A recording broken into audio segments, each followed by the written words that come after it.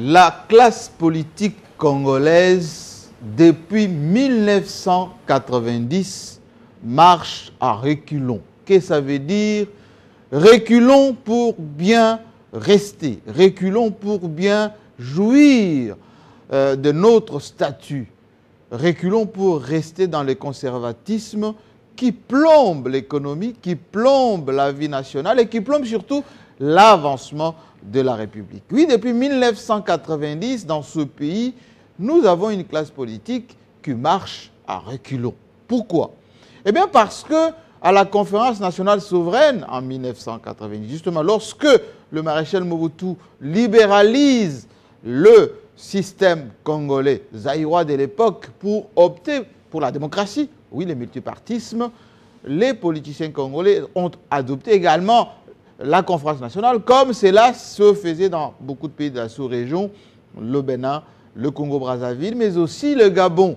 Ici, on a perdu 7 ans au lieu de quelques semaines ou quelques mois dans d'autres pays.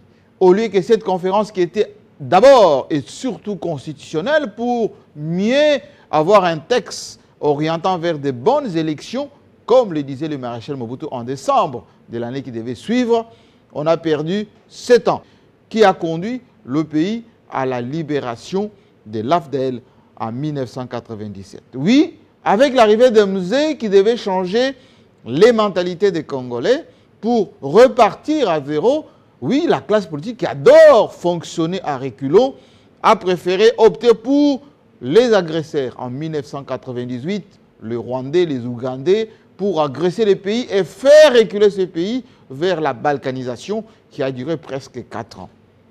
À San City, au lieu de tabler sur des vrais sujets et sortir de là des options qui allaient conduire le pays vers son émergence, arriver à Kinshasa, au lieu d'adopter le référendum, au lieu d'adopter la nouvelle constitution, au lieu d'adopter les nouvelles élections proposées par Joseph Kabila, la classe politique a plutôt boycotté tout cela pour opter pour la politique de la chaise vide.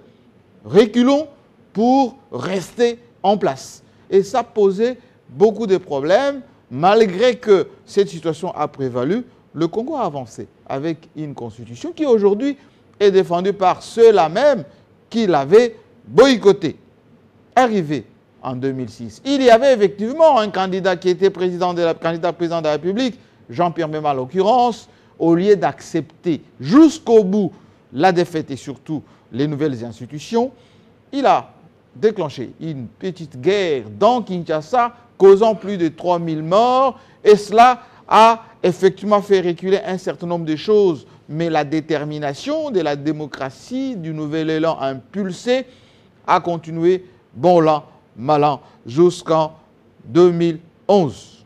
En 2011, ceux qui avaient boycotté la Constitution, le drapeau, et même, je dirais, le référendum qui devait jeter les bonnes bases, se sont quand même alignés dans la dynamique. Ils ont pris le train pour ne pas accepter justement le résultat des urnes.